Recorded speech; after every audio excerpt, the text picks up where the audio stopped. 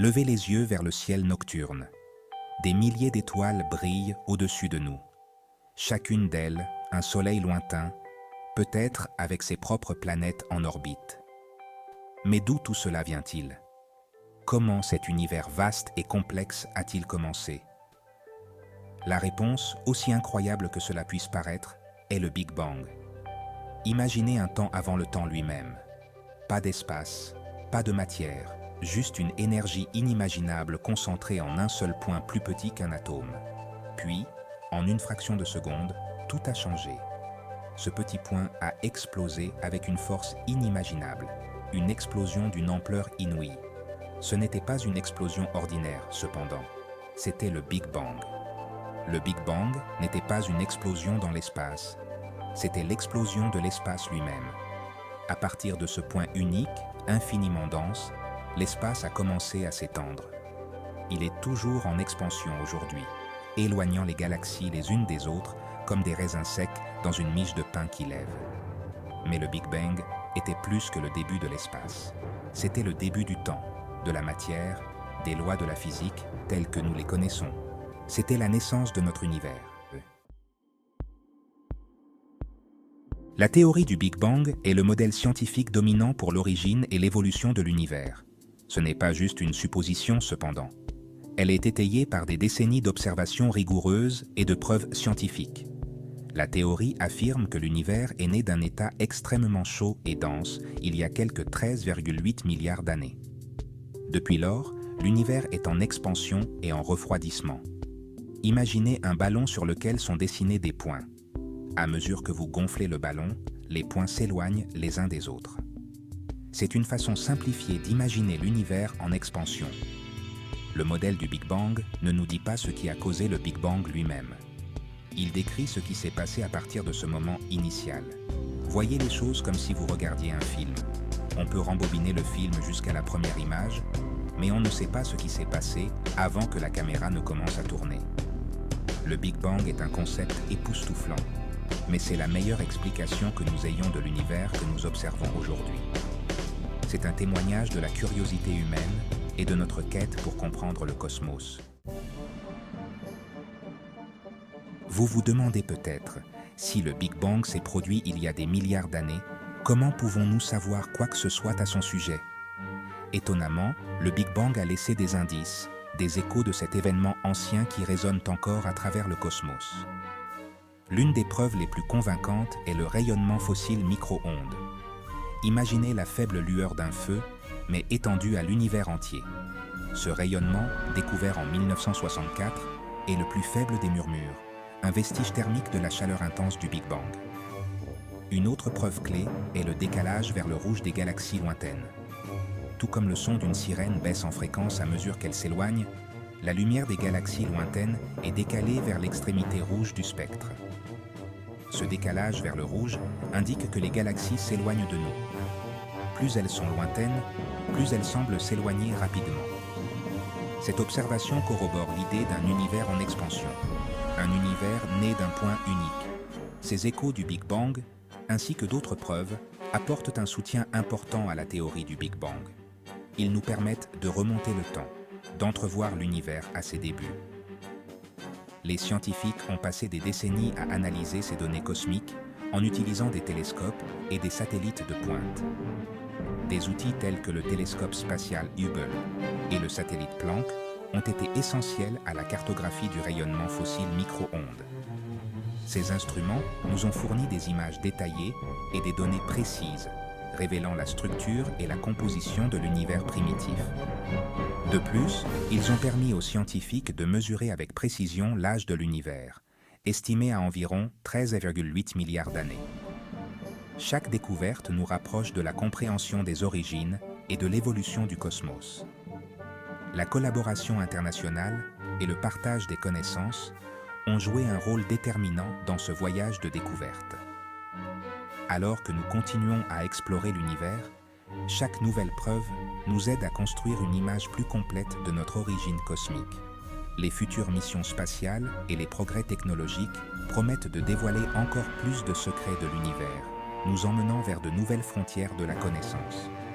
Ainsi, les échos du Big Bang ne nous parlent pas seulement du passé, mais nous guident également vers l'avenir, éclairant le chemin vers de nouvelles et passionnantes découvertes. Section 4. Les premiers instants fugaces. Les premiers instants après le Big Bang ont été un tourbillon d'activité. L'univers était incroyablement chaud et dense, un chaudron d'énergie bouillonnante. Dans cet environnement extrême, même les forces fondamentales de la nature étaient unifiées. À mesure que l'univers s'est étendu et refroidi, ces forces se sont séparées, donnant naissance à l'univers que nous connaissons aujourd'hui. En moins d'une seconde, l'univers s'était suffisamment refroidi pour que les premières particules subatomiques se forment, quarks, électrons et leurs homologues d'antimatière. C'était une danse chaotique de création et d'annihilation, avec des particules qui entraient constamment en collision et se reconvertissaient en énergie.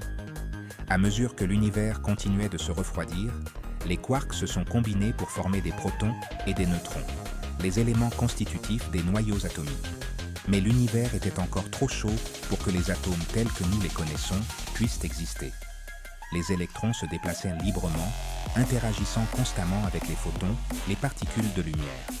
Cet univers primitif était un endroit turbulent et fascinant, une époque de changements rapides et d'énergie incroyable. Section 5. De la soupe aux étoiles. Alors que l'univers continuait de s'étendre et de se refroidir, une transition cruciale a eu lieu. Ce processus n'a pas été instantané, mais a pris des millions d'années, pendant lesquelles la température de l'univers a progressivement diminué. Environ 380 000 ans après le Big Bang, l'univers s'était suffisamment refroidi pour que les électrons soient capturés par les noyaux atomiques, formant ainsi les premiers atomes. Ce fut un moment charnière de l'histoire cosmique. Cet événement est connu sous le nom de recombinaison. Lors de la recombinaison, les électrons et les protons se sont combinés pour former des atomes d'hydrogène, l'élément le plus simple et le plus abondant dans l'univers. Avec la formation des atomes, l'univers est devenu transparent à la lumière. Avant cela, l'univers était opaque, car les photons ne pouvaient pas voyager librement. Les photons, qui étaient constamment diffusés par les électrons libres, étaient désormais libres de voyager sans entrave. Cela a permis à la lumière de parcourir de grandes distances pour la première fois. Ces photons, libérés du plasma primordial, constituent le rayonnement fossile micro-ondes que nous observons aujourd'hui. Ce rayonnement est une relique de l'univers primitif et fournit un instantané de ce à quoi ressemblait l'univers à cette époque. Cette ère a marqué le début de l'univers tel que nous le connaissons. Ce fut une période de transformation et d'évolution qui a jeté les bases de la formation de structures plus complexes. L'univers était alors une vaste étendue de gaz, principalement de l'hydrogène et de l'hélium, avec de légères variations de densité. Ces variations étaient cruciales pour le développement futur du cosmos. Ces variations, semées par des fluctuations quantiques dans l'univers très primitif, allèrent finalement donner naissance aux structures à grande échelle que nous observons aujourd'hui. Les fluctuations quantiques sont de minuscules perturbations dans la densité de la matière qui se sont produites juste après le Big Bang. La gravité a commencé à agir sur ces fluctuations de densité, rassemblant la matière en amas de plus en plus denses. Ce processus a pris des millions d'années et a été fondamental pour la formation des galaxies et des amas de galaxies. Ces amas allaient devenir les germes des galaxies, les éléments constitutifs de la structure à grande échelle de l'univers. Les galaxies, à leur tour, allèrent se regrouper en groupes et en superamas, formant la vaste toile cosmique que nous voyons aujourd'hui. Section 6. Des îles dans le cosmos. Dans la vaste étendue de l'univers primitif, la gravité a lentement sculpté des nuages d'hydrogène et d'hélium gazeux. Ces nuages, dispersés dans le cosmos, étaient les éléments constitutifs fondamentaux de l'univers. Ces nuages, liés par leur propre attraction gravitationnelle, ont commencé à s'effondrer sous leur propre poids. Ce processus d'effondrement gravitationnel a été la première étape de la formation de structures plus complexes dans l'univers. Au fur et à mesure que le gaz se comprimait, il se réchauffait, atteignant finalement des températures suffisamment élevées pour déclencher la fusion nucléaire en leur cœur. La fusion nucléaire est le processus qui alimente les étoiles, libérant d'énormes quantités d'énergie. Ces fournaises, nouvellement allumées, ont marqué la naissance des premières étoiles, des boules de plasma colossales qui ont inondé l'espace environnant de lumière et de chaleur. La lumière de ces premières étoiles a illuminé l'univers, qui était jusque-là plongé dans l'obscurité. Ces premières étoiles étaient très différentes des étoiles que nous voyons aujourd'hui. Non seulement elles étaient plus massives, mais elles avaient également une composition chimique différente, car elles se sont formées à partir des éléments les plus primordiaux. Elles étaient beaucoup plus massives et avaient une durée de vie beaucoup plus courte, brûlant leur combustible nucléaire à un rythme incroyable.